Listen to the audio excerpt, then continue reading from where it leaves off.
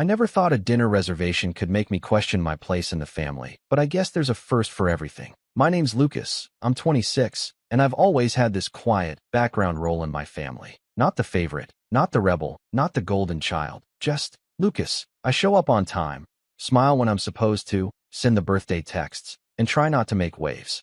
You'd think that would earn me some respect, or at the very least, a seat at the table. Apparently not. Growing up, I always felt like the spare wheel.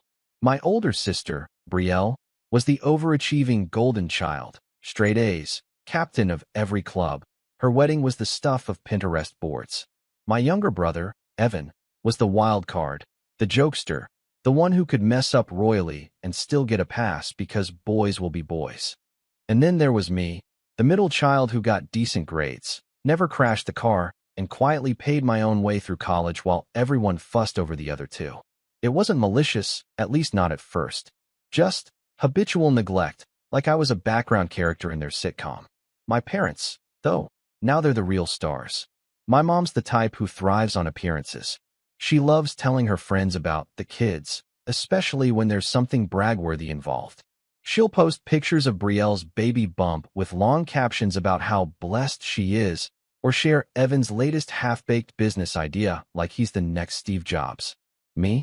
I once got promoted to team lead at my tech job and got a dry thumbs-up emoji in the family group chat. So when they announced they were treating the whole family to dinner at this upscale restaurant in the city, I figured maybe, just maybe, they were trying to reconnect. It had been a weird year. A lot of distance, fewer calls, and some friction ever since I turned down their suggestion to move back home for a while. But I let that go. I figured this dinner could be a fresh start. I even dressed up a bit. Nice blazer, button-down shirt, good shoes. I showed up on time, as usual. The restaurant was one of those fancy places with the dim lighting and tiny candles on the tables. Brielle arrived with her husband, Caleb, who always had a smug grin like he was tolerating everyone just to earn points. Evan brought his new girlfriend, someone named Tasha with sharp nails and a louder laugh than the jazz saxophone playing in the background. My parents were already seated when I walked in. Mom waving like she was holding court, Dad checking his watch, and probably calculating the wine prices in his head. "Lucas, you made it," Mom said with that same performative warmth she used when bumping into acquaintances she only half-liked. I gave her a quick hug, nodded to Dad, and greeted the others. Everyone was dressed up. Sipping from wine glasses like this was some royal affair. There were 6 chairs at the table, 3 couples, I noticed. My parents, Brielle and Caleb, Evan and Tasha. I paused, wondering where I was supposed to sit. "There's a small table just over there," Mom said, pointing to a two-top near the window. "We figured it'd be better for you to sit there. You know, since this table's sort of a couple's thing." I laughed, thinking she was joking, but nobody else was laughing. "Wait, you're serious?" I asked. "Don't make a scene, honey," she replied, already turning back to her wine. "We just thought it'd be less awkward for everyone. You'll be more comfortable over there anyway." The waiter came by just as I was trying to process the absurdity of it all. My entire family, sitting together at this long, elegant table, and me, exiled to the kids' table because I was the only one who had the audacity to show up without a +1. I looked at the small table. It wasn't even in the same section. It was pushed near the back, by a window that looked out at a brick wall. No candle, no wine glasses, just 2 plain place settings like an afterthought. I felt like an afterthought. Still, I didn't argue. I didn't roll my eyes or say anything snarky. I just nodded once and quietly made my way over to the table. The waiter followed me, pulling out the chair. I could feel the heat creeping up my neck. Not from anger yet, more like embarrassment. The kind that sticks to your skin like sweat. From my seat, I could still see them laughing. Mom was showing baby photos to the waiter, Brielle was toasting with her husband, and Dad was already deep in conversation with Evan about some new investment he was helping him with. They didn't even glance my way. That's when it hit me. This wasn't about seating. It was a metaphor for my entire relationship with them. Always nearby, but never included. Always convenient, never central. The odd one out. Not because I'd done something wrong, but because I didn't fit the image they wanted to project. I wasn't married, I didn't bring grandkids, and I didn't need anything from them. And in this family, usefulness was currency. I took a deep breath, opened the menu, and told the waiter I'd be paying separately. He gave me a sympathetic smile. Maybe he'd seen this kind of thing before. Maybe not. Either way, I wasn't about to let them lump my tab in with theirs. I'd order what I wanted, enjoy the meal, and leave. At least that was the plan. But then the bill came, and something on it made me pause. I glanced at the waiter, then back at the sleek black folder in my hands. The numbers didn't match. There were additional items, expensive ones. Wine bottles I hadn't ordered. Appetizers for the table. A ridiculous seafood platter. Confused, I asked the waiter to clarify. "Oh," he said, leaning down slightly. "The main table mentioned you'd be covering the bill. They said to just add everything to your tab. That's what your mother told us when you first arrived." For a second, I just sat there, staring. I could still see them across the room, all smiles, all laughter, clinking glasses and basking in their own little fantasy. I didn't feel embarrassed anymore. I felt cold, and I realized, if they wanted to treat me like the outsider, the third wheel, the forgotten son, fine. But they were about to learn exactly what that meant. And this time, I wouldn't be the one paying the price. I didn't move at first. I just sat there, holding the check like it was a dead bird someone had dropped in my lap. The waiter stood there awkwardly, probably waiting for a response, but my brain was frozen, stuck in this weird limbo between disbelief and a strange, creeping numbness. "I'm sorry," I finally said, trying to keep my voice steady. "They said what?" He glanced back toward the main table, where the whole family was deep in some loud debate about whether the lobster bisque was better than the scallops. "Your mother said you'd be covering tonight's dinner," he repeated gently, "for the whole family. That's what she told the front desk when you called in the reservation. She confirmed it again when they were seated. Except I hadn't called in the reservation. I hadn't even known where we were eating until this morning when Brielle texted the name of the restaurant. I was at work, took one look at the place, shook my head at the menu prices, and figured, hey, must be a special occasion if they're choosing somewhere like this. And now it made sense. It wasn't generosity. It was theater. It was another production, another perfectly curated evening where appearances came first and the rest of us were just props on stage. Except this time, I wasn't even allowed on stage. I'd been shoved into the audience and handed the bill. I looked back down. Over $870. And that didn't include tip. I was still staring at the total when the waiter cleared his throat softly. "Would you like me to run the card on file, sir?" Card on file. My stomach turned. I only had one card linked to my name. My family did have it. Or, rather, my mom did. Years ago, I let her use it temporarily when she was helping me handle some tuition payments. I never thought to remove it. It was a joint account at the time, and I'd eventually split off and opened a new one when I got a better job, but the old card remained active, mostly untouched. I'd always meant to cancel it, just never got around to it. And now here it was, being used against me. I gave a tight smile, took the check, and told the waiter I'd be handling it myself. He nodded and walked off, and I immediately pulled out my phone, logged into my account, and saw the pending charge, already authorized. They hadn't just assumed I'd pay. They planned it. They set me up.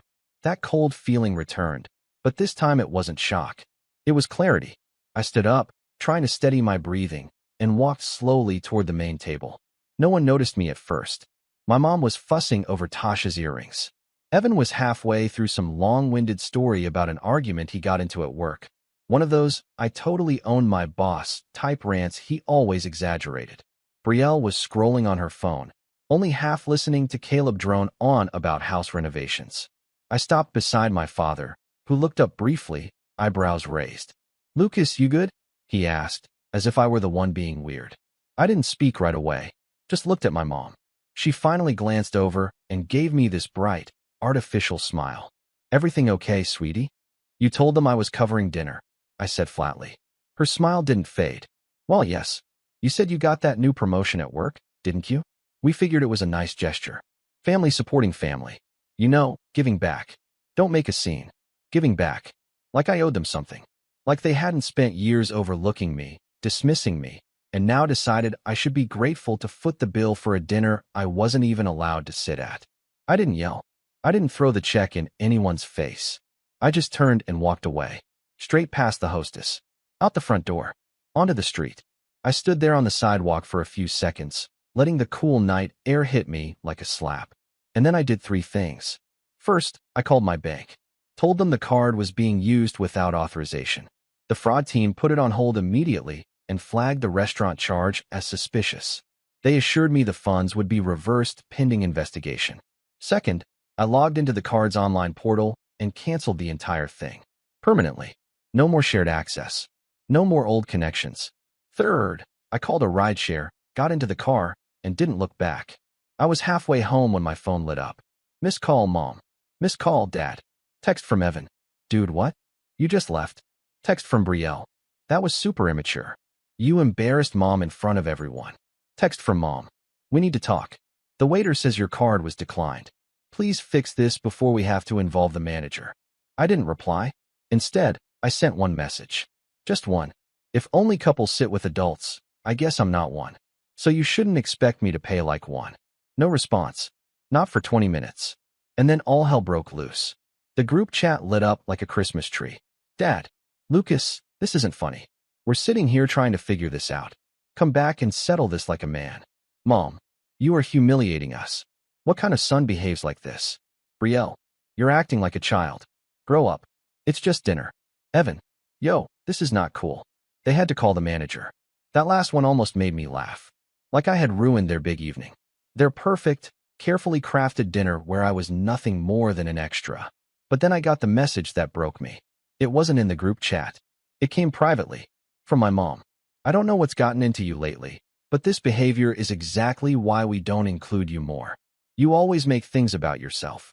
That's when I snapped. Because for so long, I'd swallowed it. Every ignored accomplishment, every brushed off text, every holiday where I was stuck on airport duty while the others took group photos by the fireplace. I'd endured the guilt trips, the backhanded compliments, the patronizing concern about my single lifestyle. I told myself it was family, that they meant well, that maybe I just wasn't trying hard enough to connect. But this message, this little slice of weaponized guilt, it was the final straw. I didn't reply. Instead, I scrolled through years of messages and saw the pattern. The time they forgot my birthday, but remembered Evan's with a week-long beach trip. The time I got promoted and they changed the subject to Brielle's new couch. The time I said I couldn't lend money because I was saving for a house and they called me selfish. The pattern wasn't subtle.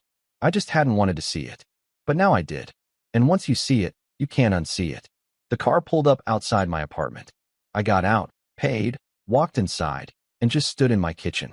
Still dressed from dinner, blazer wrinkled, tie half loosened. And I realized something. They didn't treat me like family. They treated me like a service. The reliable one. The quiet one. The one who shows up, shuts up, and pays up. But that guy was gone now. And the next time they tried to call him, they'd get someone very, very different. I didn't sleep that night. It wasn't because I was overwhelmed or filled with rage. I wasn't even anxious anymore. I was hollow, like someone had scooped everything out of me and left the shell behind, standing in the kitchen at 2 a.m. with the fridge door open, staring blankly at an unopened bottle of orange juice like it held the answers. After the messages stopped coming in, after the shouting over text turned into stone-cold silence, I just stood there in the quiet. No tears. No pacing. Just stillness. I'd finally called out the people who had sidelined me my entire life, and in return, they made it clear they never saw me as one of them to begin with. I knew I had done the right thing, but it still hurt. That's the part no one tells you about standing up for yourself. It's not empowering right away. Not always. Sometimes, it just feels like you've blown up your entire life, and all you're left with is ringing ears and rubble. I kept checking my phone, like an idiot, waiting for one message. Any message that sounded like an apology, some acknowledgement, even a half-hearted, maybe we should have asked first. But it never came. They went dark. The next morning, I was supposed to head to a family brunch. One mom insisted was part of the whole weekend experience, as if I were on some cruise line I didn't sign up for. I didn't go. I didn't even text. Instead, I walked. I left my phone on the nightstand and took a long, quiet stroll through the city. The sun was out, but it was cold. Wind slicing between buildings, people rushing with coffees and scarves and headphones. I just blended in. I needed to feel anonymous, like I wasn't the disappointment, the problem, the one who ruined dinner. That night, I turned off my location sharing. I left the family group chat.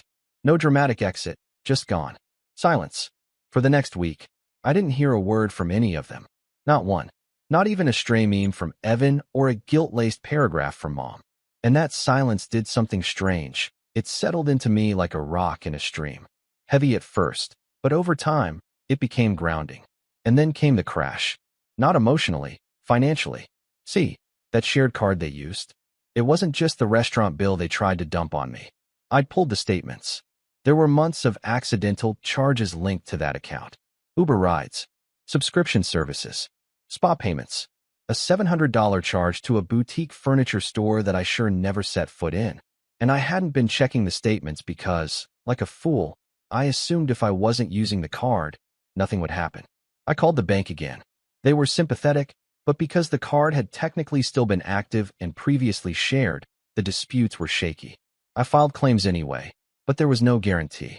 I was staring down over $3,200 in losses. And that's when the reality sank in. I'd been their invisible wallet for months. They didn't just expect me to pay for one dinner. They were depending on me to cover things they didn't even tell me about.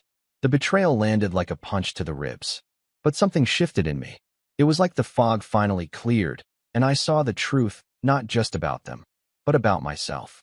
I had spent years bending over backwards to be the easy child, the agreeable one, the one who didn't make a fuss, who didn't demand attention, who just showed up and handled things. And they had taken that version of me and milked it until I didn't recognize myself anymore. I wasn't angry anymore. I was done. And being done, that's where the real change began. I started small. I pulled out a notebook and made a list.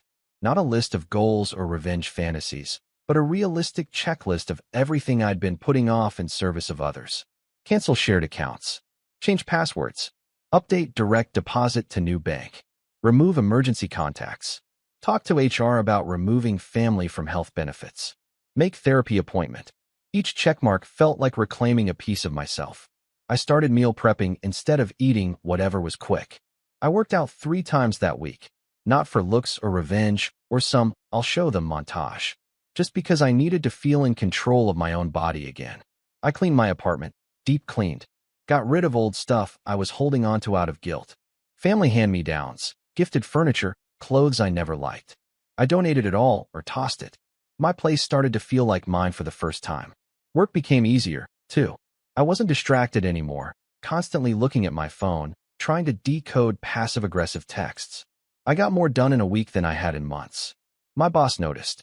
Even offered me a stretch project, something with visibility, the kind of task they only give to people they're testing for the next step up. The best part? I started saying no. No to random favors. No to staying late because someone else dropped the ball. No to being the catch-all guy who always smiled and picked up slack. I wasn't rude about it. I was just firm. And people respected it. Funny how that works. The world didn't fall apart when I started valuing myself. In fact, it got quieter. I went 3 full weeks with no contact from my family. Not even on Sundays, which used to be their sacred check-in day. I didn't reach out either. Not because I was holding a grudge, but because I finally understood something. I didn't miss them. I missed the idea of family. The fantasy version I'd clung to, where I'd someday be seen and appreciated and embraced as an equal. But that version? It didn't exist. What I had was a transactional, shallow performance of family, and I wasn't signing up for it anymore. Then came the email. Of course it was Brielle. She always fancied herself the neutral party, the peacemaker. Subject line: let's talk. Hey Lucas, I think we all need to just clear the air. Everyone's still a little tense, but this has gotten out of hand. Mom and Dad are hurt. They don't understand why you'd ghost us over one misunderstanding. I'm not saying you didn't have a point, but couldn't you have just talked to them? You always overreact to things like this. We're having a small gathering next weekend. Nothing big. Just family. It would be nice if you came. Let's not drag this out. Life's too short. Brielle. I read it twice. 3 times. And each time, my chest tightened. Not from guilt, but from the sheer predictability of it. You always overreact. There it was. The refrain of my life. The way they minimized everything. The way they painted my boundaries as tantrums. I didn't reply. Instead, I opened a new document and started writing. Not a response, but everything I wanted to say. Not for them. For me. It poured out of me like water from a cracked dam. All the birthdays forgotten. The broken promises. The years of being told I was so independent whenever I needed something and they didn't feel like giving it. The way my mom weaponized guilt like it was currency. The way Dad only called when he needed tech help or an account explained. The way Evan took and took without a second thought. The way Brielle saw everything and still played the middle. By the end, I had 12 pages. And I realized I didn't want to send it. Because they didn't deserve my explanation. They didn't want to understand. They just wanted the version of me who made their lives easier. So instead of replying to Brielle, I booked a weekend trip. Just me, a cabin, and a lake. No signal. No noise. The moment I stepped into that cabin, I felt something shift. A lightness I hadn't felt in years. I brought my sketchbook, something I hadn't touched since college. I made pancakes. I slept in. I sat on the dock with a cup of coffee and didn't do anything for anyone. And I realized something important. You don't have to earn peace. You just have to stop giving it away. And me? I was done giving. The lake was glass that morning. I sat at the edge of the dock, legs dangling, fingers curled around a steaming mug of coffee I'd brewed in the tiny cabin kitchen. No messages. No notifications. Just silence and the soft lapping of water brushing the wooden beams beneath me. Somewhere behind me, a bird sang out, and I smiled. Not because it was beautiful, but because it wasn't someone calling to ask if I could just quickly Venmo them gas money or remind me that, your family, Lucas, don't make things weird. For the first time in my adult life, I felt entirely mine. But peace has a funny way of sharpening things. The quieter life got, the clearer I began to see the patterns I had ignored for years.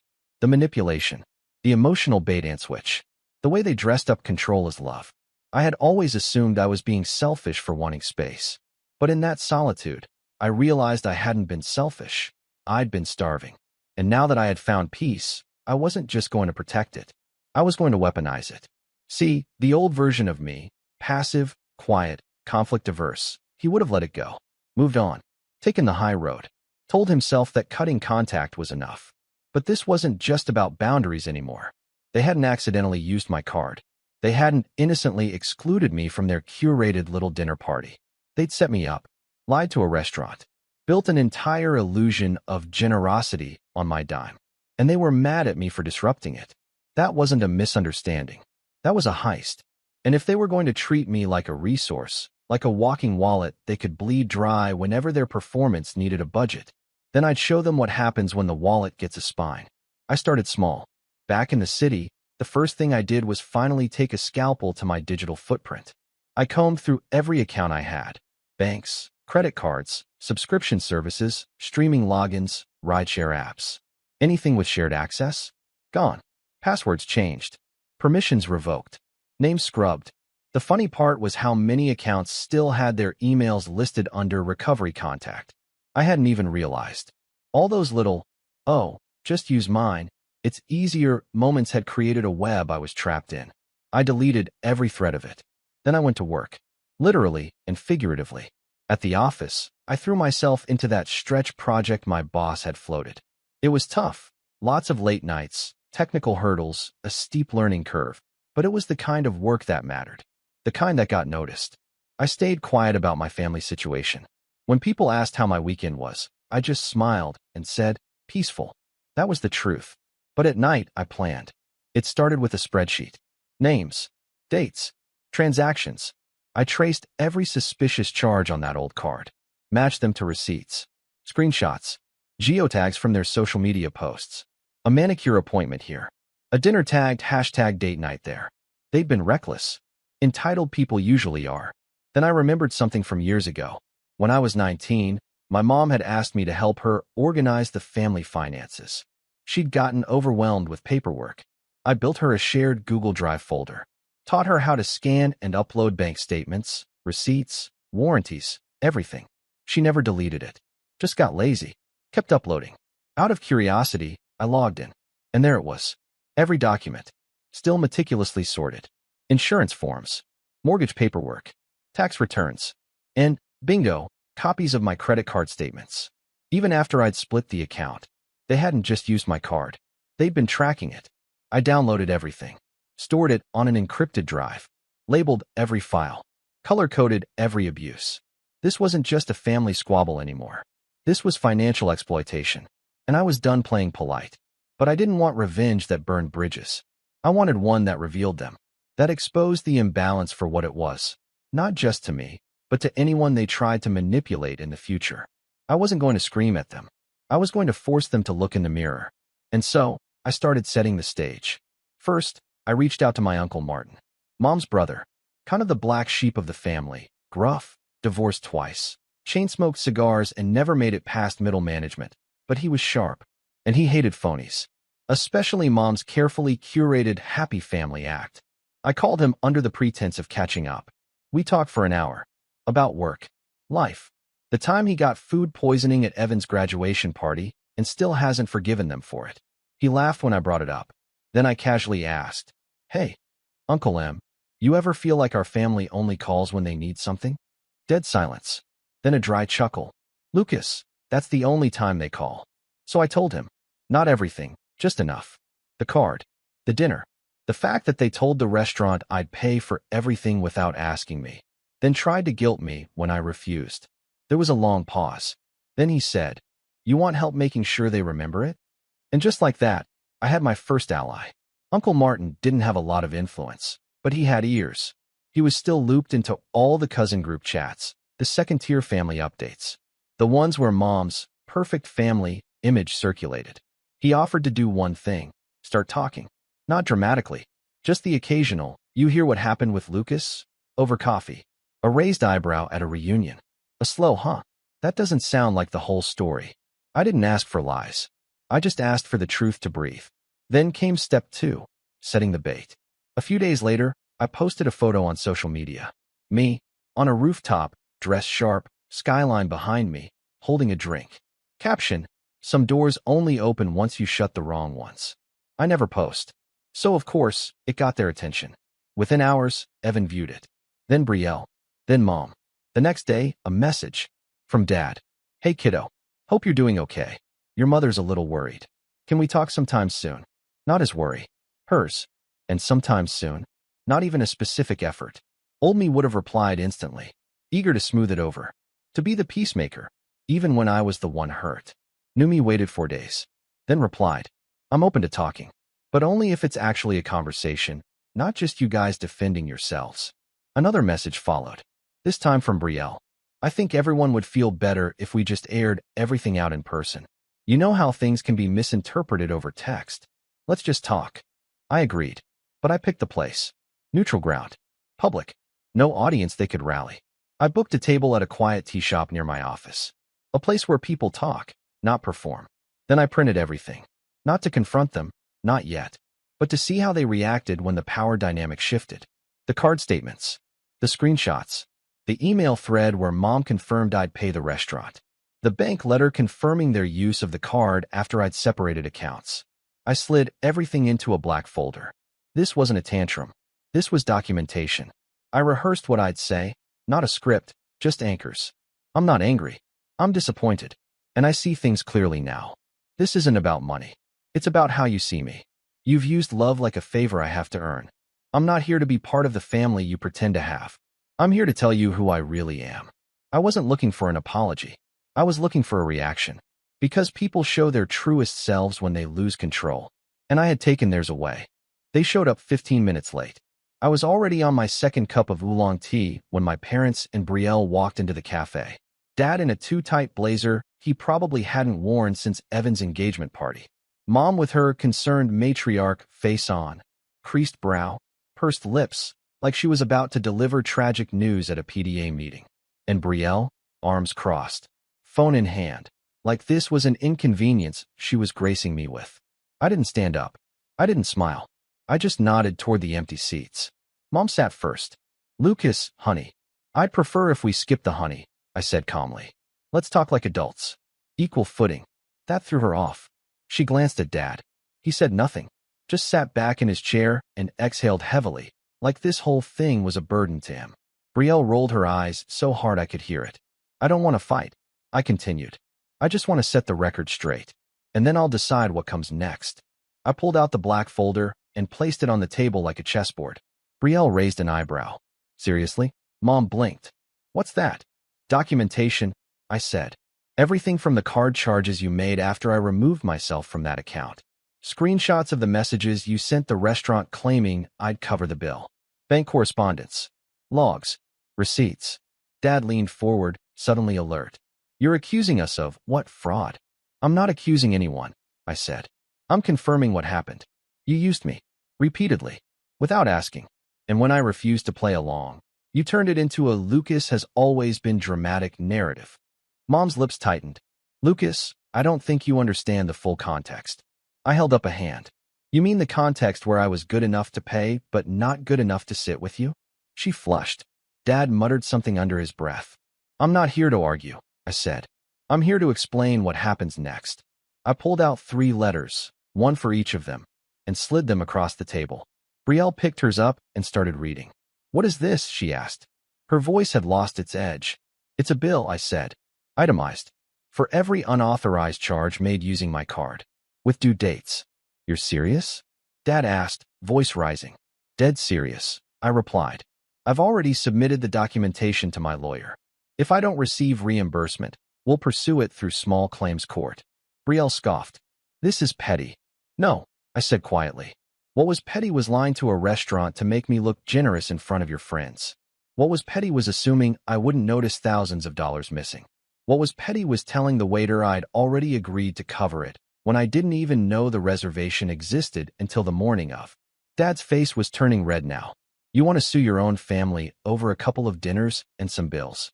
It's not about the money, I said. It's about respect, and boundaries, and consequences. I let that hang in the air. Then I delivered the real blow. I've also compiled everything into a report I'll be submitting to the family's accountant, I said.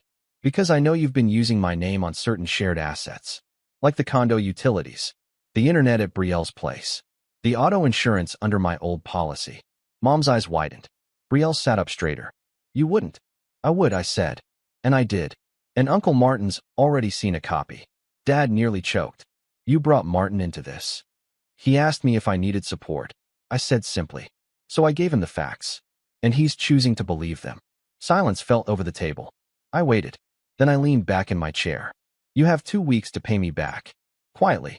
No drama. No smear campaigns. No guilt-tripping texts. If I get even one family means forgiveness email, the court filings go public. Mom looked like she'd been slapped. Brielle's hands were shaking. You're blowing this up over nothing. You don't get to decide what nothing means to me anymore, I said. That's the problem. And then I stood up. Slowly. Deliberately.